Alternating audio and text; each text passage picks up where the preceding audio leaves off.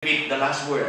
What a blasphemy to offer the Eucharist and I do not identify with Christ and I am the opposite of Christ. Ngunit, nagtataka tayo. Bakit misa ng misa? Wala. Bakit wala? Sapagkat ang pag-unawa natin sa misa, terminal. Hindi natin nakikita it is but another beginning. Na yung palang transformation na nangyayari.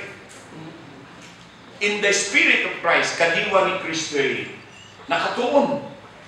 Sa ngayon, sa pangalan ni Kristo ang ating pagkataguyod pa ng pagbabago sa labas. Kaya sa akin personal sa akin, may mga dahilan kung bakit nagmimisa ng gabi. Pero sa akin pinakamaganda yung umpisa ng araw, sapagkat buong araw ko energized, animated, driven by the dynamics of the Eucharist. Pagtuturo, ang lahat ng gawin ko.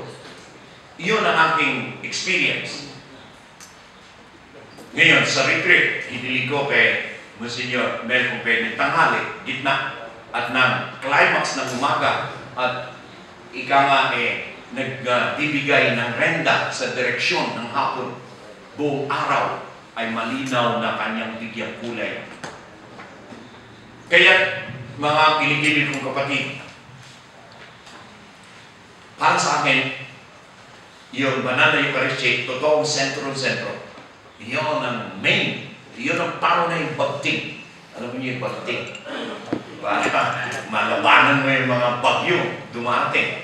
Ikaw mag-survive. Pangunahing bagting sa akin ang Eucharistia. Ngunit, mayroong isang basic requirement. Yung consciousness mo at intentionality mo ay dapat talagang nakasaksak doon. Kapag yun ang nawala, then you are going through empty gestures. Halo.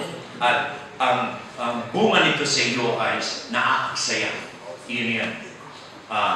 Okay, so, meron akong binanggit sa ilan sa inyo kanina kay Marata na